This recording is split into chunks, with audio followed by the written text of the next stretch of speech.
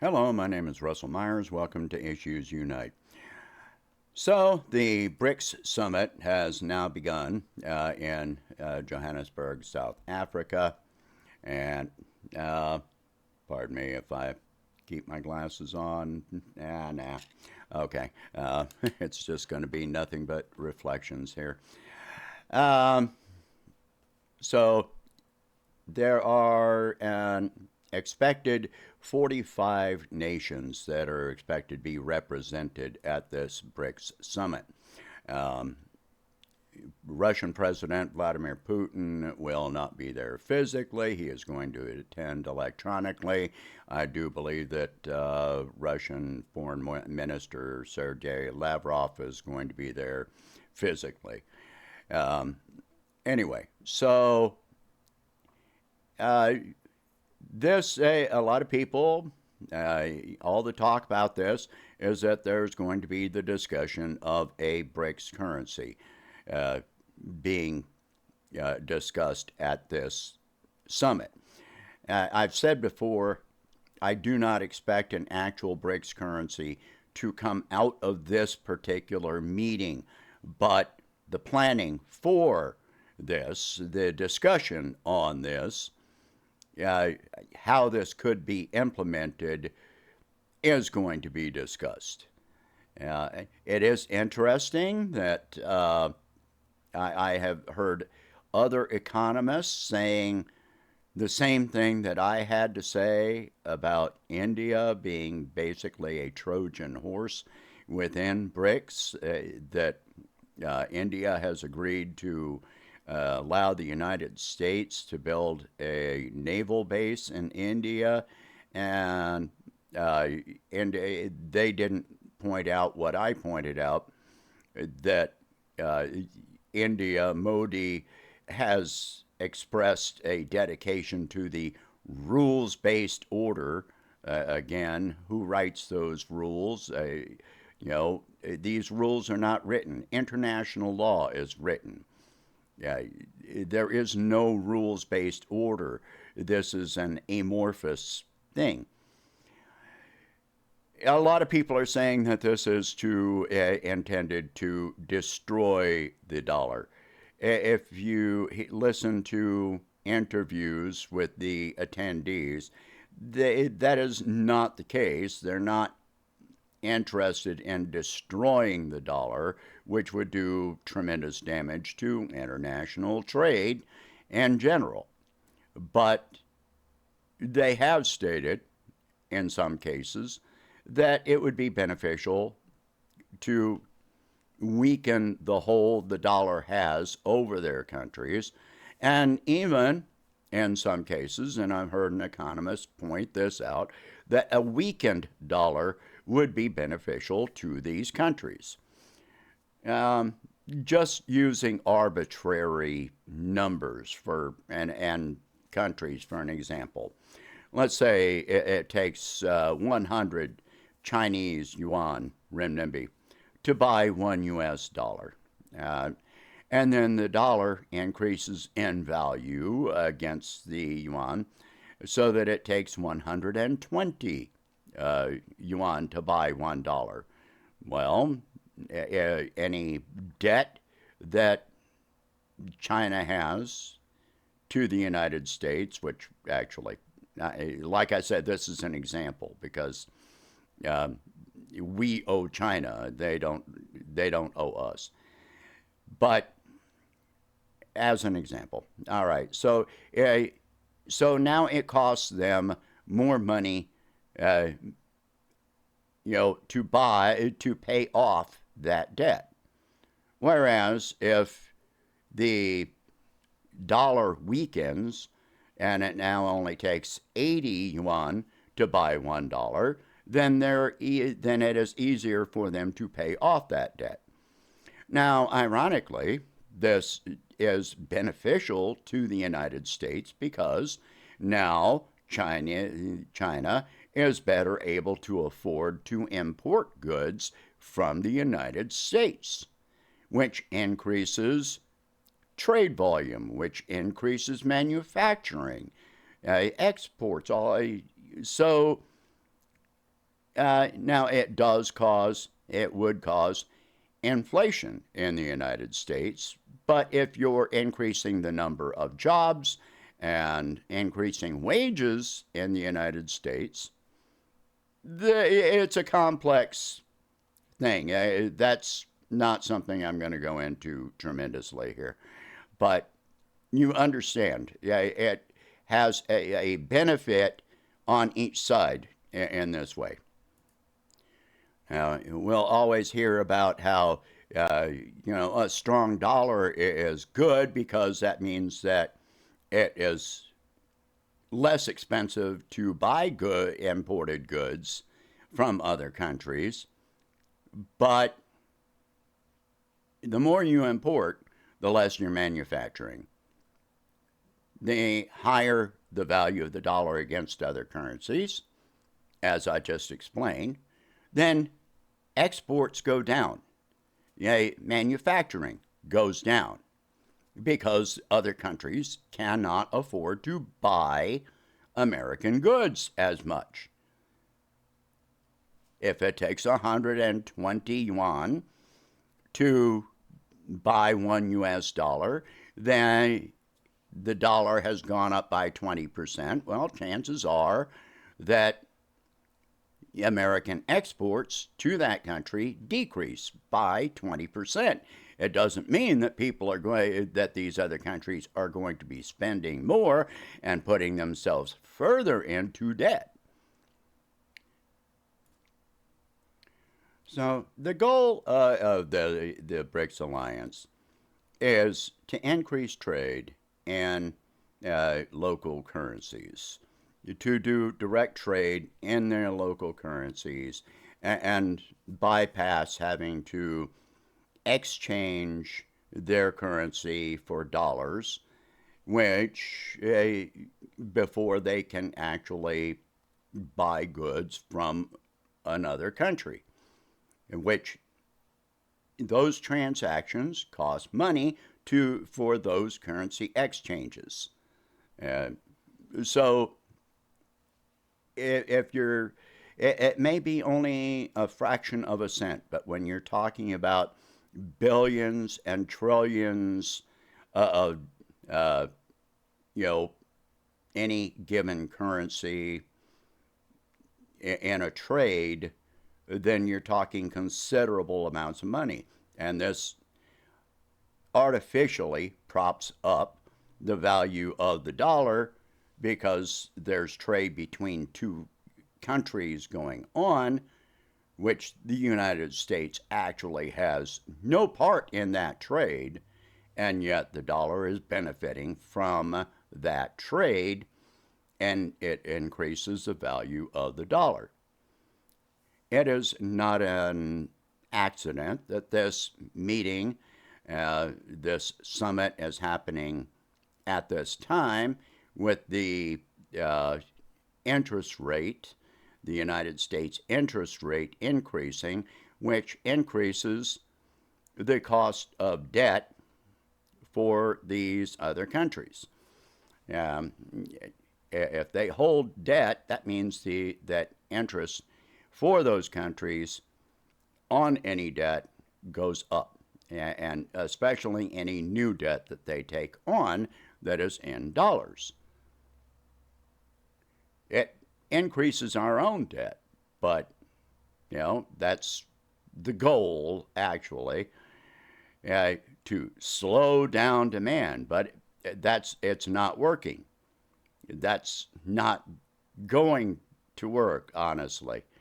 The problem, that's a whole different issue. I'm not going to go into that here.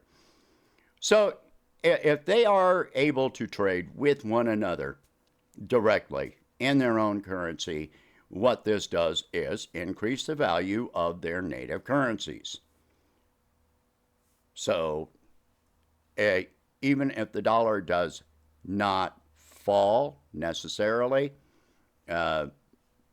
by comparison, then if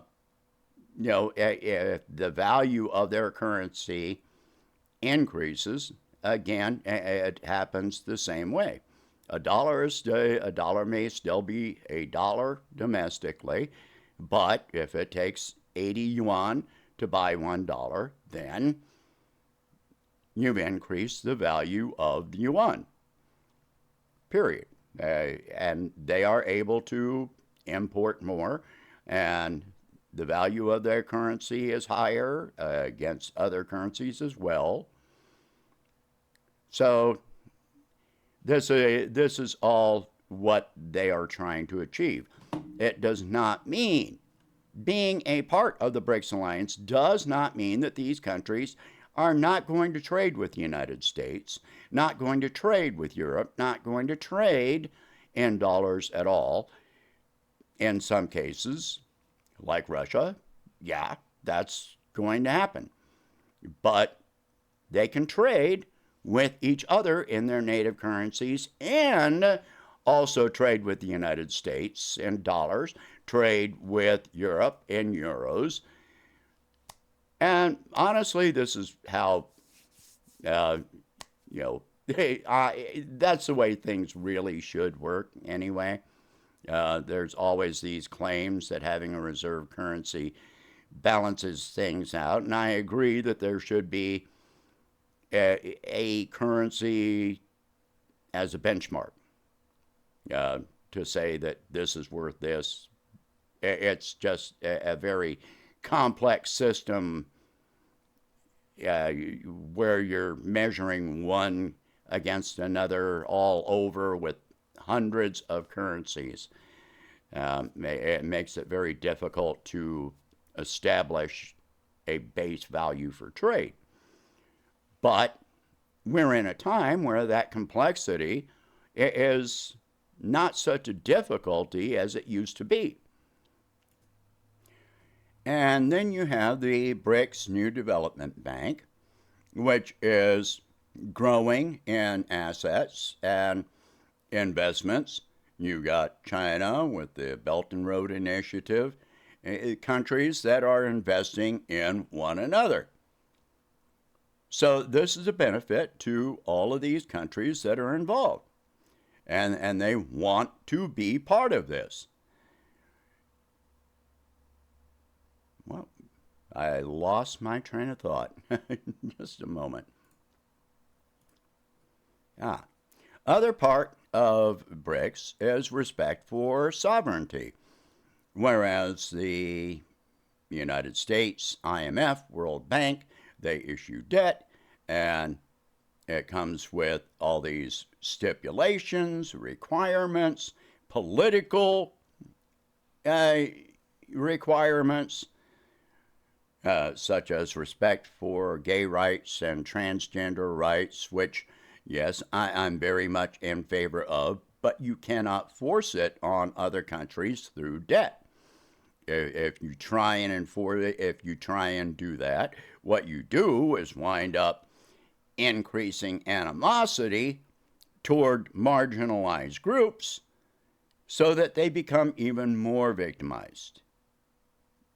The people that are prejudiced against them look at them and look at their economy being damaged, and looking at those people and going, this is your fault. So they become more victimized than they were before. So the best route to increasing rights for marginalized groups actually tends to be helping countries where those groups are marginalized to achieve more prosperity, so that this isn't happening. It at least increases the chances. If you make this a political requirement, then you're going to increase prejudice. In essence, the dollar, the SWIFT system, has turned into the Mean Girls Club. If you talk to this person, then you're not part of the club. We're going to put sanctions on you. We're going to ostracize you, etc. that's what it is. The SWIFT system is the Mean Girls Club. So the BRICS system is trying to avoid that and have respect for sovereignty. If two different countries, again, India being kind of a Trojan horse on this, having difficulty, disagreements with China, which, okay, they've got political differences. This really should not play into the BRICS alliance. It should be solved politically, diplomatically, if necessary, militarily. If you have a disagreement with another country and you want to decrease or eliminate trade with that country, that doesn't mean you can't even be part of the BRICS alliance, but that is up to you. It is not an absolute requirement that every member of BRICS trade with every other member of BRICS. So, whereas in the Swiss system, you're not required to trade with another country, but you can have sanctions placed on your country so that you are not allowed to do trade in dollars or, just whatever kind of sanction. You're not allowed to buy this from anyone, and if anyone sells you this, then they're going to be sanctioned. And this just does harm to absolutely everyone. So they're not airing the actual meeting. They're only, publishing interviews, and I doubt that many of those interviews that are happening on the sidelines are even going to be broadcast in the United States. There will be, or in the West, for the most part, what I expect is that there are going to be a lot of opinions, talking heads, and bashing it, and instead trying to deny just how powerful this really is. But there is no denying just how groundbreaking, how earth-shaking this summit actually is.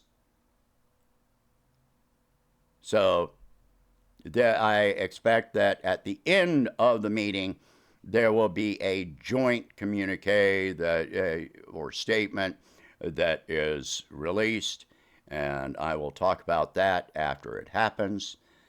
But for now, they're not going to air the actual meetings themselves, I don't believe. That's highly unlikely. It involves different things, but yeah, with this many countries being involved, there's going to be a lot of information that does come out. All right, so share this video. Talk about these subjects. If you can afford it, please donate whatever you can to help expand this channel and my presidential campaign, and I will catch you in the next one. Thank you for watching. Hope you have a good day.